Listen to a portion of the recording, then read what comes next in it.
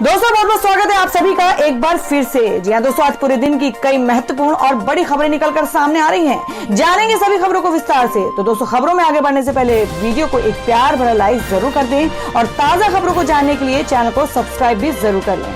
तो देखते हैं पहली बड़ी खबर क्या निकल कर आ रही है।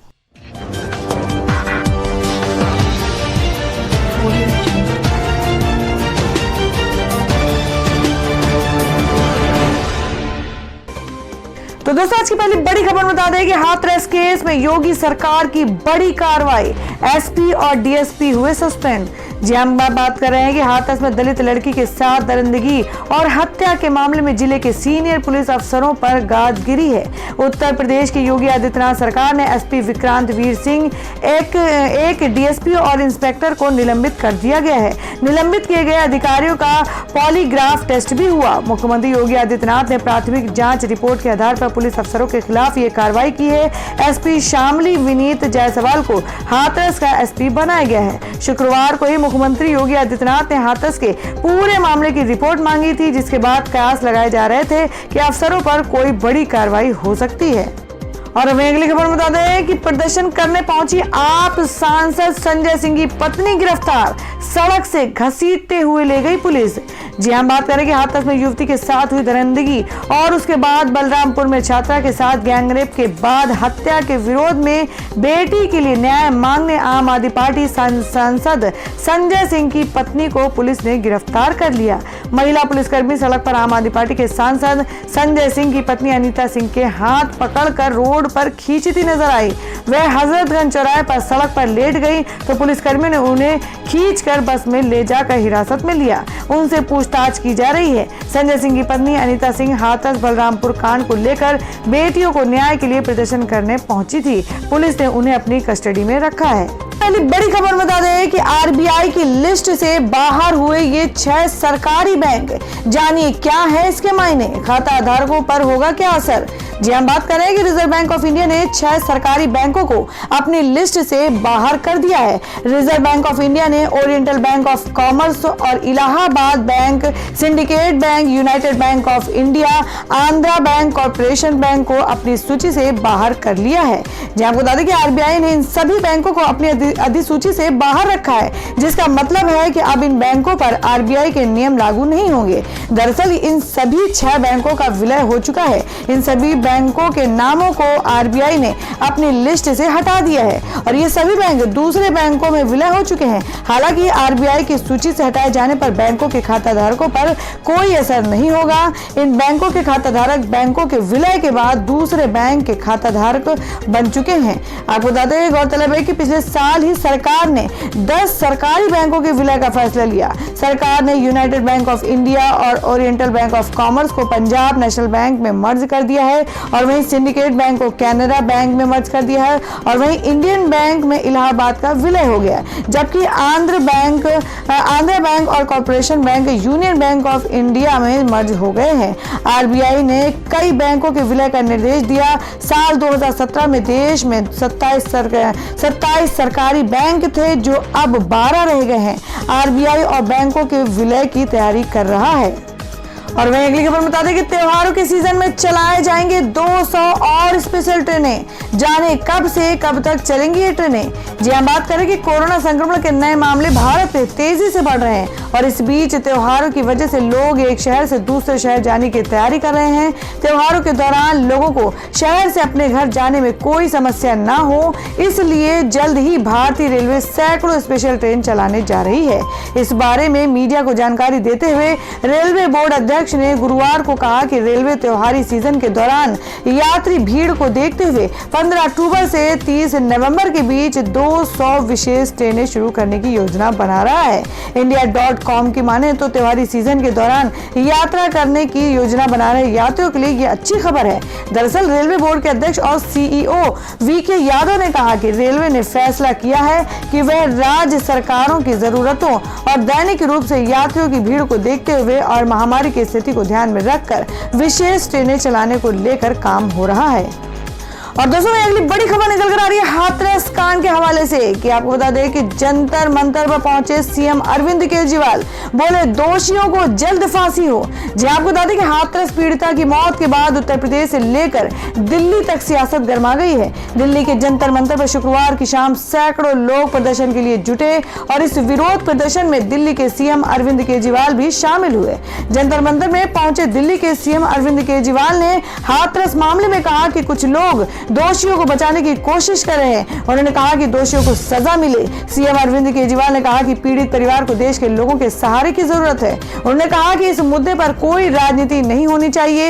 यूपी, मध्य प्रदेश, राजस्थान, मुंबई या दिल्ली में ऐसी घटना क्यों होनी चाहिए? देश में बलात्कार की घटनाएं नहीं होनी चाहिए। केजरीवाल ने कहा कि हम दुख की घड़ी में यहाँ इकट्ठे हुए हैं। ईश्वर से कामना है कि वह हमारी बेटी की आत्मा को शांति दे। केजरीवाल ने आगे कहा कि उत्तर प्रदेश सरकार से हाथ जोड़कर विनती है कि जो दोषी हैं उन लोगों को सख्त से सख्त सजा दी जाए, उनको जल्द से जल्द फांसी दिलवाई जाए और इतनी कठोर सजा मिलनी चाहिए कि भविष्य में कोई ऐसी हिम्मत ना कर सके। जंतर मंतर पर हो रहे प्रदर्शन में आम आदमी पार्टी, आप के नेता सौरभ भारद्वाज, जिग्नेश मेवानी और एक्ट्रेस स्वरा भास्कर भी पहुंची। दर्शन को देखते हुए जनपद मेट्रो स्टेशन को बंद कर दिया गया है। यहाँ पर एंट्री और एग्जिट गेट दोनों बंद है। इसके अलावा राजीव चौक और पटेल चौक मेट्रो स्टेशन पर भी एग्जिट गेट को बंद कर दिया गया है। इसकी जानकारी डीएमआरसी ने दी है। डीएमआरसी ने बताया कि जनपद मेट्रो स्टेशन पर ट्रेन नहीं रुक रही है। इससे पहले हाथरस गैंगरेप केस की शिकार पीड़िता को लेकर दिल्ली के वाल्मीकि मंदिर में प्रार्थना सभा हुई। कांग्रेस महासचिव प्रियंका गांधी वाड्रा भी वाल्मीकि मंदिर पहुंची। और वह अगली खबर बता दें कि हाथरस कांड पर सीएम योगी से बोली उमा भारती, कहा सरकार और बीजेपी की छवि पर आई आंच। जी हम बात करें कि भारतीय जनता पार्टी के वरिष्ठ नेता पूर्व केंद्रीय मंत्री उमा भारती ने हाथरस कांड पर बड़ा बयान दिया है। उन्होंने कहा कि हमने रामराज लाने का दावा किया है, लेकिन इस घटना में पुलिस की संदेहपूर्ण कार्रवाई से आपकी योगी आदित्यनाथ, यूपी सरकार और बीजेपी की छवि पर आंच आई है। कोरोना संक्रमित पाए जाने के बाद उमा भारती फिलहाल ऋषिकेश स्थित एम्स में अपना इलाज करा रही हैं। उमा भारती ने सीएम योगी से अपील की है कि वे मीडिया कर्मियों और राजनीतिक दलों के लोगों से पीड़ित परिवार से मिलने दे। साथ ही उन्होंने कहा कि कोरोना से ठीक होने के बाद मैं खुद पीड़ित परिवार से मिलने के लिए हाथरस जाऊंगी।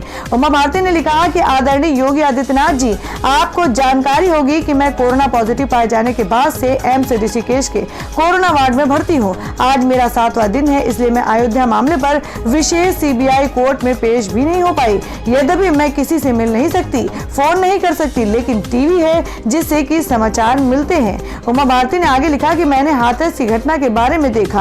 पहले तो मुझे लगा कि मैं ना बोलूं क्योंकि आप इस संबंध में ठीक ही कार्रवाई कर रहे होंगे, किंतु जिस प्रकार से पुलिस ने गांव की एक पीड़ित परिवार की घेराबंदी की है, उसके कितने भी तर्क हों, लेकिन इससे विभिन्न आशंकाएं जन्मती हैं। वह एक दलित परिवार की बिटिया थी। बड़ी जल्दबाजी में पुलिस ने उसकी अंत्येष्टि की और अब परिवार एवं गांव की पुलिस के द्वारा घेराबंदी कर दी गई है। उन्होंने आगे लिखा, मेरी जानकारी में ऐसा कोई नियम नहीं है कि एसआईटी जांच में परिवार किसी से मिल भी नहीं सकता। इससे तो एसआईटी की जांच ही संदेह के दायरे में आ जाएगी। मध्य प्रदेश की पूर्व मुख्यमंत्री ने कहा कि हमने अभी राम मंदिर का शिलान्यास किया है तथा आगे देश में रामराज लाने का दावा किया है, किंतु इस घटना पर पुलिस की संदेहपूर्ण कार्रवाई से आपकी यूपी सरकार और बीजेपी की छवि पर आंच आई है। तो दोस्तों, जिस तरीके से उमा भारती ने अपना ट्वीट किया है सीएम योगी आदित्यनाथ को, तो आप उनकी बातों से कितना सहमत हैं? आप अपना सुझाव कमेंट बॉक्स में जरूर दें। बढ़ते हैं अगली खबर की ओर। और वह अगली खबर बता दें कि शायर मुनव्वर राणा की बेटी फौजिया राणा ने थामा कांग्रेस का हाथ। वह लड़ सकती हैं बिहार विधानसभा का चुनाव। जी आपको बता दें कि बिहार विधानसभा चुनाव के ऐलान के बाद सभी राजनीतिक दलों में लोगों का आना जाना शुरू हो गया है। शुक्रवार को इसी कड़ी में देश के जाने माने शायर मुनव्वर राणा की बेटी फौजिया राणा ने कांग्रेस का दामन थाम लिया है। पार्टी की सदस्यता लेने पर कांग्रेस के टिकट पर उनके चुनाव लड़ने की चर्चाएं शुरू हैं। फौजिया सीए के खिलाफ हुए प्रदर्शन के दौरान चर्चा में आई थी। वो शाहीन बाग भी पहुंची थी। फौजिया ने लखनऊ में भी धरना दिया था। और वहीं अगली खबर में आपको बता दें कि जो कि हाथरस केस के बारे में है कि आरोपियों के पक्ष में 12 गांव के स्वर्ण जाति के लोगों ने की पंचायत, सीबीआई जांच की मांग। जी हम बात कर रहे हैं कि यूपी के हाथरस में दलित लड़की की मौत के मामले में अब आरोपियों को बचाने की कवायद शुरू हो गई है। युवती की मेडिकल रिपोर्ट आने के बाद शुक्रवार को इस मामले में आरोपियों को न्याय दिलाने के लिए स्वर्ण समाज के लोग की पंचायत बैठक हुई है। गांव बगना में हुई इस पंचायत में 12 गांवों के लोग जुटे। इस पंचायत में लोगों ने आरोपियों के पक्ष से मांग उठाई है कि पूरे प्रकरण की सीबीआई जांच करे। आपको बता दें कि हाथरस से पीड़िता के गांव में बुलगड़ी से करीब 5 किलोमीटर दूर गांव बगना में स्वर्ण समाज के लोगों की पंचायत बैठी। आरोपियों के समर्थन में स्वर्ण समाज के लोग ने मांग की कि आरोपी पक्ष की लड़की पक्ष के लोगों का नार्को टेस्ट कराया जाए, जिससे हकीकत सामने आ सके और निर्दोषों को न्याय मिल सके। बैठक के बाद धरने पर बैठे लोगों का कहना है कि एसआईटी जांच निष्पक्ष रूप से हो। यदि हमारे बच्चे दोषी हैं तो उन्हें सजा जरूर दी जाए। प्रदर्शनकारियों का यह भी कहना है कि मामले में कोई निर्दोष ना फंसे और दोषी बचने ना पाए। उनका कहना है कि मामले को कुछ राजनीतिक पार्टियां अपने स्वार्थ के लिए तूल दे रही हैं। लोगों का कहना है कि सच्चाई उजागर होनी चाहिए। पंचायत में शामिल हुए लोगों का दावा है कि लड़की की मां और भाई से पूछताछ की जाए तो सच्चाई सामने आ जाएगी। जिन लड़कों को गिरफ्तार किया गया है वह उसे पानी पिला रहे थे और उल्टा ही उन पर आरोप लगा रहे हैं। पुलिस मामले में जांच सही नहीं कर रही है। इस मामले की सीबीआई जांच होनी चाहिए। इन लोगों ने पुलिस जांच पर भरोसा जताया है। तो दोस्तों, खबर में आगे बढ़ने से पहले जान लेते हैं आज के माइंड के उसके सवाल को। आज का सवाल आपको बता रहा है कि भारत के वर्तमान उपराष्ट्रपति का क्या नाम है। इसका जवाब आपको वीडियो के नीचे कमेंट बॉक्स में देना है और सही जवाब देने वाले को रैंडमनेस लेके जाएगा और वो जीत सकते हैं बम्पर पुरस्कार। तो बढ़ते हैं अगली खबर की ओर। और वहीं अगली खबर में आपको बता दें कि अमेरिकी राष्ट्रपति डोनाल्ड ट्रंप कोरोना पॉजिटिव, अब एक नियम की वजह से छोड़नी पड़ सकती है सत्ता। जी हम बात कर रहे हैं कि 3 नवंबर को अमेरिका में राष्ट्रपति चुनावों से पहले राष्ट्रपति डोनाल्ड ट्रंप को तगड़ा झटका लगा है। राष्ट्रपति ट्रंप और first lady Melania corona virus की चपेट में आ गई हैं। खुद ट्वीट कर ट्रंप ने इस बात की आधिकारिक जानकारी दी है। सबसे पहले दुनिया को दी। ट्रंप जो इस वर्ष की शुरुआत से ही चुनाव की तैयारियों में जुटे हैं, अब अगले कुछ दिनों तक चुनावी रैलियों से दूर रहेंगे। कोरोना वायरस को चाइना वायरस बताने वाले ट्रंप के लिए चुनावों से पहले कोविड संक्रमित होना एक असाधारण घटना मानी जा रही है। आपको बता दें कि राष्ट्रपति चुनाव में ट्रंप की मुहिम का क्या होगा और ट्रंप कैसे अपनी ड्यूटीज को पूरा करेंगे। आपको बता दें कि अब अगर बीमारी की वजह से वे अपनी ड्यूटीज को पूरा करने में असक्षम रहे हैं तो फिर एक नियम के तहत वे अपने पास मौजूद शक्तियों को उपराष्ट्रपति माइक पेंस को अस्थायी तौर पर ट्रांसफर कर सकते हैं। अमेरिकी संविधान के संशोधन 25 के तहत ट्रंप के पास विकल्प है कि वे पेंस को अपना उत्तराधिकारी बना सकते हैं। अमेरिकी संविधान के इस नियम के तहत अगर ट्रंप अपना कार्यकाल जारी नहीं रख सकते हैं तो फिर उपराष्ट्रपति अस्थायी तौर पर कमांडर इन चीफ की जगह ले सकते हैं। लेकिन अब उपराष्ट्रपति भी नियंत्रण लेने में असमर्थ है तो फिर इस केस में अमेरिकी कांग्रेस के स्पीकर नैन्सी पेलोसी के हाथ में पावर आ सकती है। और वहीं बता दें कि हाथरस मामले में दिल्ली सीएम केजरीवाल ने कहा कि सत्ता में बैठे लोगों को नहीं भूलना चाहिए कि वो सेवक हैं, मालिक नहीं। जी हम बात करें कि उत्तर प्रदेश के हाथरस में गैंग रेप के बाद पीड़िता की मौत होने के बाद जिससे देश भर में राज्य सरकार और पुलिस के प्रति गुस्सा है, विपक्ष लगातार सरकार के रवैये पर निशाना साध रहा है और तीखे सवाल पूछ रहा है। सोशल मीडिया पर लोग जमकर अपनी नाराजगी व्यक्त कर रहे हैं। जहां बसपा सुप्रीमो मायावती ने कुछ से केंद्र से यूपी में राष्ट्रपति शासन लगाने की मांग की है, तो वहीं सपा अध्यक्ष अखिलेश यादव ने भी लगातार योगी सरकार पर हमला बोला है। एक दिन पहले हाथरस जाने के रास्ते में ही कांग्रेस नेता राहुल गांधी और पार्टी महासचिव प्रियंका गांधी को भी हिरासत में ले लिया गया। अब आम आदमी पार्टी के राष्ट्रीय संयोजक और दिल्ली के मुख्यमंत्री अरविंद केजरीवाल ने योगी सरकार को निशाने पर लिया है। उन्होंने हाथरस की घटना को दर्दनाक बताया और साथ ही कहा कि राज्य सरकार का पीड़िता के परिवार के साथ व्यवहार भी ठीक नहीं है। बता दें कि ऐसी एक खबर आई है कि पीड़िता का अंतिम संस्कार उसके परिवार की मर्जी के बिना पुलिस ने जबरन रात के समय किया है। साथ ही डीएम परिवार को बयान बदलने के लिए उन पर दबाव डाल रहे हैं। दिल्ली के मुख्यमंत्री केजरीवाल ने इस पर कहा कि हाथरस की घटना बेहद दर्दनाक है और पीड़िता के परिवार के साथ सरकार का व्यवहार ठीक नहीं है। हम लोकतंत्र में रह रहे हैं और सत्ता में बैठे लोगों को ये बिल्कुल नहीं भूलना चाहिए कि वो इस देश के मालिक नहीं है बल्कि सेवक है। उन्होंने ये भी कहा कि हिंदू धर्म में रात को कभी अग्नि शव को नहीं दी जाती है, लेकिन उस पीड़िता को रात को ही जला दिया गया। उसके परिवार को अंतिम दर्शन तक नहीं करने दिए गए। जिस तरह से सत्ता पक्ष ने पीड़ित परिवार के साथ व्यवहार किया वो अच्छी बात नहीं है। और अब अगली खबर निकल कर आ रही है। आपको बता दें कि Y+ सुरक्षा मिलने के बाद ट्रोल हुए रवि किशन। यूजर्स बोले आपको मिल गई पर महिलाओं का क्या। जी हम बात करें कि भोजपुरी फिल्मों के सुपरस्टार और भाजपा सांसद रवि किशन ने पिछले दिनों ड्रग्स रैकेट के खिलाफ लोकसभा में खुलकर आवाज उठाई थी, जिसके बाद रवि किशन को धमकी देने की खबरें सामने आई हैं। धमकी मिलने की खबरों के बाद रवि किशन को योगी सरकार ने Y+ कैटेगरी की सुरक्षा दी है। इसे लेकर रवि किशन ने ट्वीट किया और यूपी सीएम योगी आदित्यनाथ को शुक्रिया अदा किया। और वहीं अब रवि किशन Y+ सुरक्षा मिलने के बाद ट्रोल हो रहे हैं। और वहीं इसके अलावा एक शख्स ने लिखा कि आपको तो सुरक्षा मिल गई सर, लेकिन प्रदेश में महिलाओं को सुरक्षा कब मिलेगी। हाथरस के बाद बलरामपुर में भी घिनौना अपराध सामने आया है और ऐसी वारदातें रोज हो रही हैं। इसके अलावा एक शख्स ने यह भी लिखा कि यूपी में जो भी हो रहा है उस पर बोलने की भी हिम्मत रखिए, नहीं तो वर्तमान बुरा मान जाएगा और इतिहास आपको अपने में समेट लेगी। और अब अगली खबर में जान लेते हैं क्या है देश भर में कोरोना संक्रमण के ताजा हालात। आपको बता दें कि कोरोना वायरस से कुल मामलों की संख्या 64 लाख के करीब है। एक दिन में मिले 81,000 से अधिक केस।